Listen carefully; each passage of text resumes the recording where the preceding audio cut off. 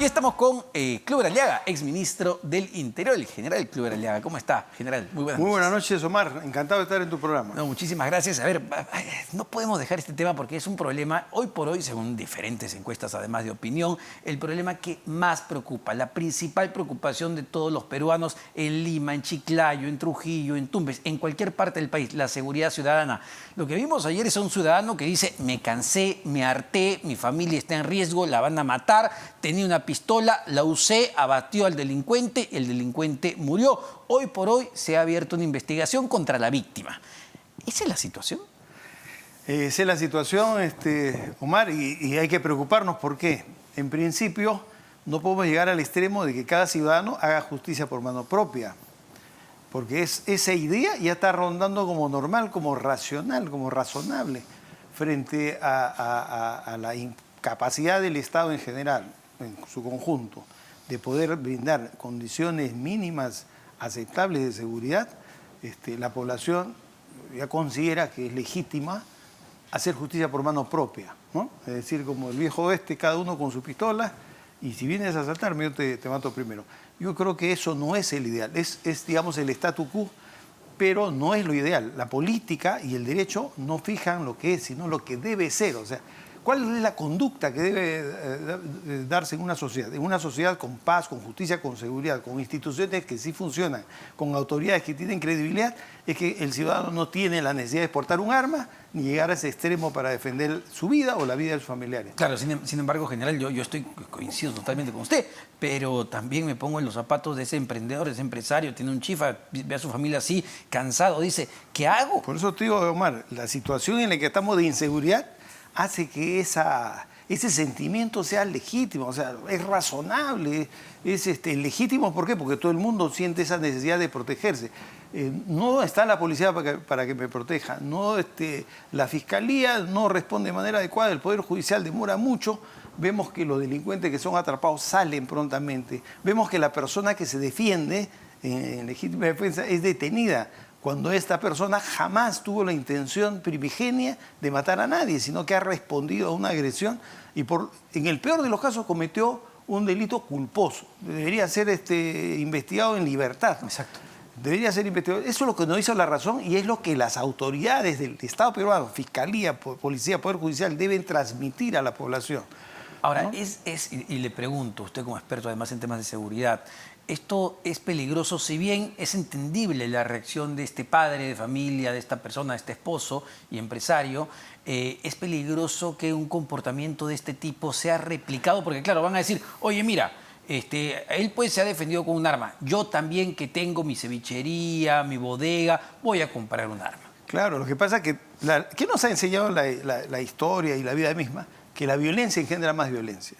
Es decir, si nosotros fortalecemos, incentivamos este tipo de respuestas, la violencia va a ir creciendo. Y peor, la conducta de los delincuentes va a ser más agresiva aún, porque van a ir a asegurar primero y van a tratar de evitar su muerte ellos y asegurar que la víctima no pueda defenderse. Es decir, violencia genera más violencia, no es la solución. Lo que acá se tiene que hacer es, bueno, dentro de una política general de seguridad ciudadana en la que tiene que estar la Fiscalía, tiene que estar el Poder Judicial, el Instituto Nacional Penitenciario, mejorar los procedimientos operativos policiales. Hoy en día se piensa erróneamente que la seguridad ciudadana se brinda solamente con la prevención policial. Toda la policía que salga a la calle. Y eso es digamos, equivocado. Porque particularmente yo cuando he tenido este tipo de responsabilidades, he tenido mis unidades operativas de investigación y no las he tocado jamás para labores preventivas. Más bien he fortalecido esas unidades. ¿Por qué? Porque la única fuerza capaz de capturar bandas, organizaciones y sacarlas del mercado es la investigación. ¿Por qué? Porque la prevención, ¿qué es lo que hace? La prevención disuade, es decir, mira, cuidamos acá el canal, ponemos varios policías, los delincuentes no roban acá, pero se van a la otra esquina o se van al otro distrito. La prevención lo que hace es desplazar la delincuencia, no la erradica. La única que erradica y saca del mercado la delincuencia es la investigación policial, la investigación criminal, unida a la inteligencia policial, que captura a todos los integrantes de la banda con las pruebas y lo pone a disposición del juez y lo saca del mercado. Las políticas que hemos visto en los últimos meses, vamos más allá, en los últimos años, son más reactivas. Es decir, cada vez que un presidente puede, estado de emergencia, que salgan los militares a cuidar, los vemos en el Metropolitano, en la línea 1 del metro, en las esquinas, pero uno dice, ok, ¿cuál es la estrategia? Omar, es de sentido común, pero no de conocimiento profundo de las cosas. El conocimiento de la realidad de la lucha contra la delincuencia es lo que te estoy diciendo. O sea, trabajar con inteligencia, trabajar con investigación y capturar a todos los integrantes de una banda. ¿Por qué? Porque las bandas son territoriales. Las bandas tienen una zona dentro de un barrio, un distrito, donde ellos ejercen poder y donde ellos son dueños de ese territorio, y todos los delitos que se cometen ahí son patrimonio de ellos. Y ellos, esas mismas bandas, impiden que otros delincuentes ingresen a su zona. Si tú logras desarticular esa banda, la delincuencia desaparece en esa zona. En cambio, si solamente haces patrullaje, prevención y cámaras de videovigilancia, ¿qué es lo que vas a hacer? Disuadir, pero la delincuencia no desaparece, sigue operando, la trasladas de un barrio a otro barrio o de una esquina a otra esquina.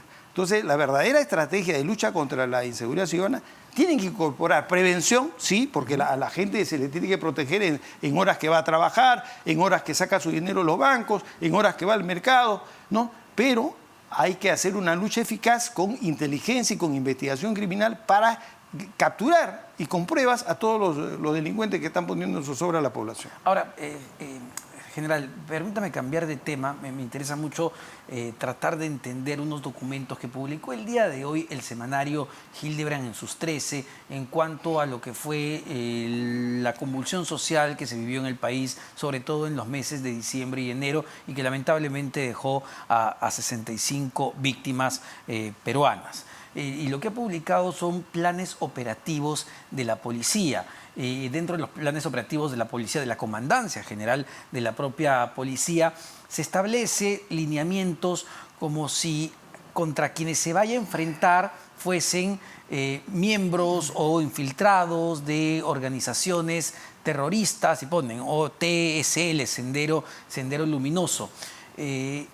Y este plan operativo parte, según el documento publicado en el semanario Hildebrand, parte de un decreto supremo que publicó el propio gobierno, refrendado por la presidenta Boluarte, el premier Otálora, que era ministro de Defensa, el exministro Cervantes del Interior y en ese entonces el expremier Angulo. Entonces lo que ellos dicen, oye, el plan operativo se basa en el decreto supremo, en el lineamiento que publicó el 14 de diciembre el gobierno. La pregunta es, como señala el semanario, ¿esta es una evidencia de que sí hubo un lineamiento de parte del gobierno de considerar a quienes protestaban como terroristas? ¿O no necesariamente? Es un tema que hay que estudiarlo a fondo y analizarlo, porque no podemos ser tan ligeros para hacer una imputación tan grave como esa. Pero preliminarmente te puedo decir que las Fuerzas Armadas y la Policía Nacional en su conjunto tienen que ver qué es lo que dice el jefe supremo de la Policía Nacional para poder actuar. Es decir, si ellos le dicen no intervengan, definitivamente no van a intervenir, y si le dicen intervengan, van a hacerlo. Ahora, cuando un presidente da la orden de que intervengan las fuerzas, tiene que saber si esas fuerzas son las adecuadas, las idóneas. Tiene que preguntar, ¿esa fuerza es adecuada para hacer labor de prevención? Por ejemplo, las Fuerzas Armadas son fuerzas entrenadas para matar al enemigo externo. O sea, aquel que invade nuestro territorio nacional y afecta nuestra soberanía, nuestra integridad territorial. Entonces, para eso están los soldados, para hacer este trabajo que no es bonito, pero es necesario. Es necesario que salgan y vayan y sean diestros en esa habilidad, esa capacidad de destruir al enemigo. Para eso han sido entrenados, además. Entonces, si tú usas a esa fuerza para glorias preventivas, yo creo que hay cierto grado de ligereza, por decirlo menos, ¿no? Y de cuidado con dar ese tipo de disposiciones. Lo que tenemos que hacer para hacer frente a estos temas de orden interno es equipar bien a la policía y entrenar bien a los policías encargados del control del orden público. ¿Por qué? Porque el policía encargado de controlar el orden público tiene que ser un policía entrenado y preparado psicológicamente para no afectarse de los insultos que le va a hacer la muchedumbre tumultuaria que va a querer generar desorden.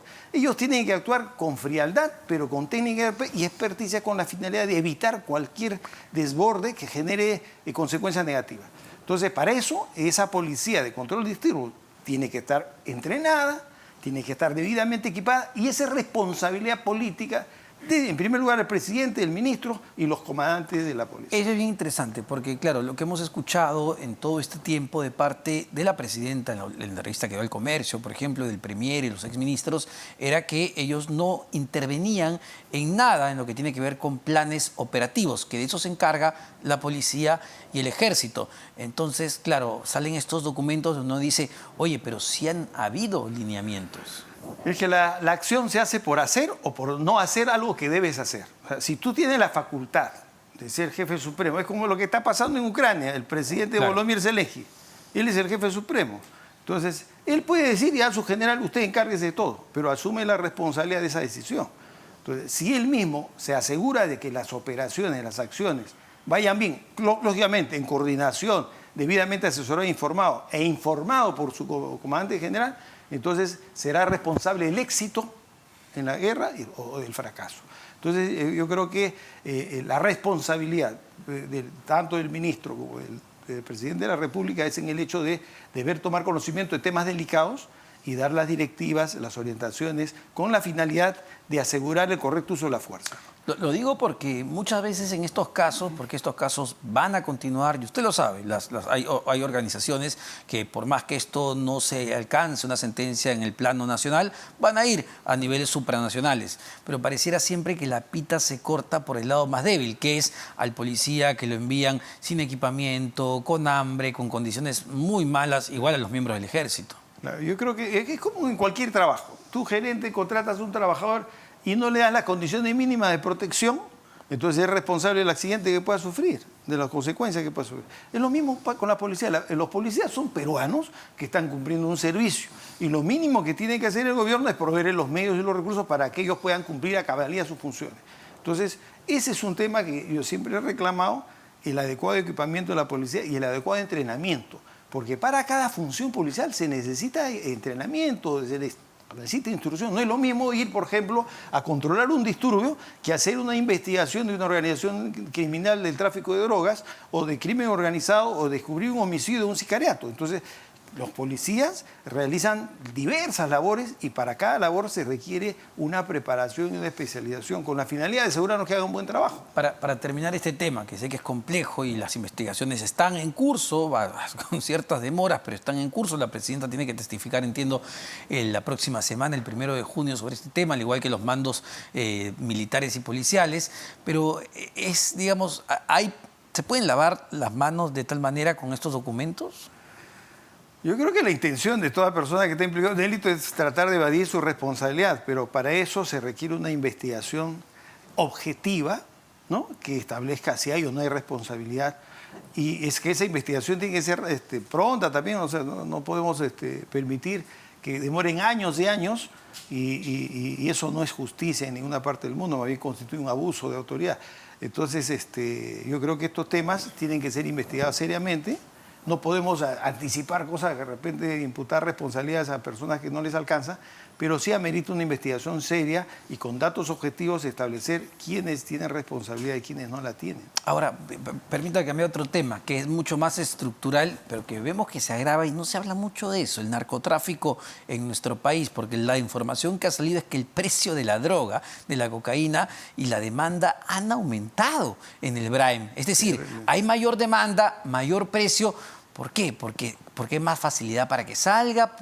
¿Qué origina ese fenómeno? Lo que pasa es que hay varios factores. Uno de ellos puede ser el tema de que se superó la pandemia y bueno, aquellos cocainómanos en todo el mundo ya quieren una mayor demanda de cocaína. Y lógicamente la atención de esa mayor demanda no debe estar siendo satisfecha por los mercados tradicionales, vamos a decir la producción colombiana. Los datos que tenemos del año pasado indican que la producción de drogas en el Perú, cocainómanas, han subido casi a 1.000 toneladas, un poquito menos, pero muy cerca de las 1.000 toneladas. ¿De cuánto? La producción en el Perú era de 200, 300, 400 toneladas, ha pasado a 1.000 toneladas. Sí. Entonces, y estamos en segundo lugar después de Colombia, ¿no? Y este es un dato alarmante porque también puede ser efecto de digamos, de la disminución en la lucha contra la droga que se dio en el gobierno de Pedro Castillo, donde... Aumentaron me parece, o me equivoco, general, aumentaron las hectáreas, al menos de cultivo de hoja de coca, durante ese periodo, ¿ah? ¿O no? Lógico, si no ha habido campaña de erradicación, no ha habido una interdicción de vida. El tema de las drogas también es un tema que se está aplicando una mala política para enfrentarlo. O sea, acá lo que se hace es mandar a la policía, las Fuerzas Armadas, ¿y a quiénes capturan? A los campesinos, a la gente que tiene menos recursos, a la más pobre, que a veces tiene que cosechar su hoja de coca o hacer trasladar algún insumo en pequeña cantidad. Pero el verdadero negocio de la droga, de los capos, de las cabezas de las mafias, que no son peruanas, son colombianas o mexicanas o americanas o europeas, ¿no? Eso no cae nunca. O sea, la represión policial alcanza al productor de hoja de coca, al comercializador de hoja, al elaborador de pequeñas cantidades de pasta básica. Mando medio, básicamente. De medio para abajo. Pero la verdadera estrategia para pacificar el tema de la droga es igual que en la delincuencia, se tiene que ir a capturar a las mafias. En este caso, ¿quiénes hacen el negocio de la droga? Las mafias extranjeras. Tenemos que ir contra ellos. Y las penas para ellos tienen que ser mucho mayores que las penas para los que están implicados en casos menores de droga. Pero siendo realista, general, a ver, y yo le pongo un ejemplo que es real, además, de policías que están en zonas rojas, que los envían allá algunos años, llegan jovencitos, alférez, capitanes, llegan a una zona donde todos saben quién es quién, pero donde no pueden chocar justamente porque saben que su vida está en riesgo. Y cuando quieren chocar, ¿qué les pasa? Dicen, papá Estado, nunca responde. Omar, por eso te digo que no hay una estrategia. Nosotros, para ganar una guerra, tenemos que medir nuestras fuerzas. ¿Cuántas fuerzas tengo yo? ¿Cuántas, en el Perú, cuántas firmas operan? Porque cada firma tiene su territorio también. Tiene su territorio de dominio. Entonces, la estrategia sería desmantelar una firma o firma por firma. A lo mucho 2 firmas a la vez.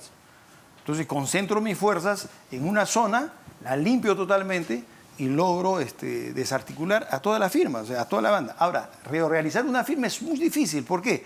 Porque requieres un número grande de personas, ¿no? De traquetero, de la fuerza de choque, necesitas los contactos con las firmas transnacionales, necesitas toda la logística para la exportación de la droga. Eso no se puede armar de un día para otro. Si tú capturas a las firmas peruanas, es algo posible, entonces limpias territorialmente el tema de la droga y con un efecto de largo tiempo. En cambio, si tú solamente haces operativos policiales que van a ir a capturar a los que tienen la hoja de coca, a los que sembraron sembrío de coca, a los que están trasladando, entonces estás agarrando a la gente,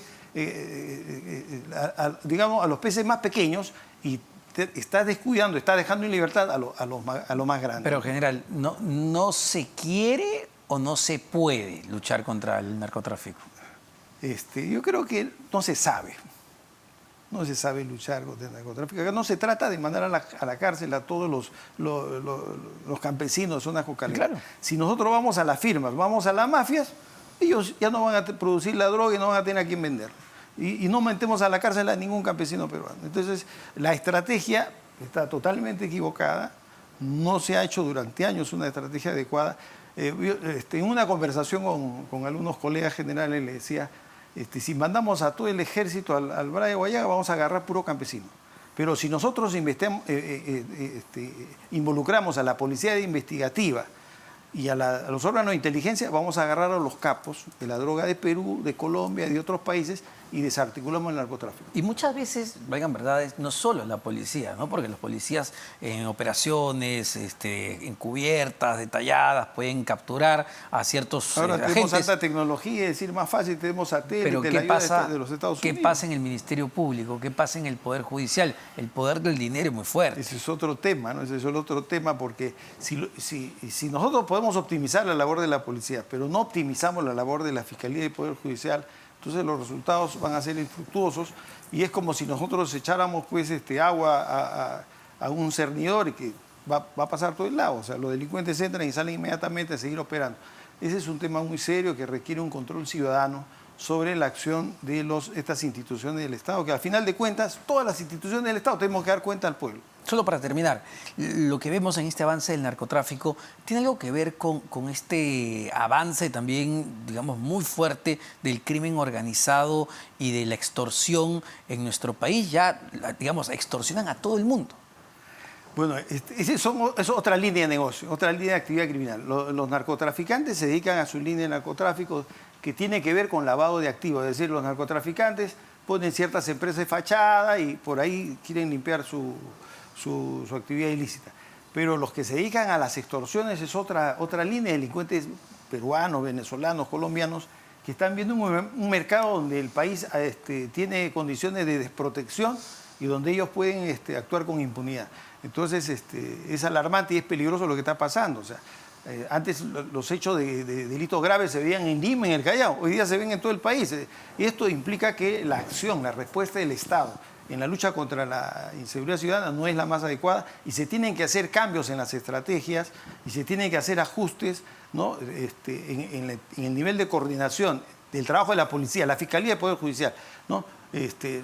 Todos son actores que de manera conjunta pueden garantizar seguridad para los peruanos y esos tres actores tienen que optimizar su trabajo y tienen que recuperar la confianza de la población. Porque acá, cuando un ciudadano agarra su arma para hacer justicia por mano propia, está diciéndote indirectamente que el Estado no le garantiza seguridad. Y es la primera necesidad que todo Estado tiene que satisfacer a su población. El contrato social surge con la idea de que el Estado te va a dar seguridad para que puedas desarrollar y puedas crecer y alcanzar el bien común. Muchísimas gracias, general. El general Clover Aliaga, exministro.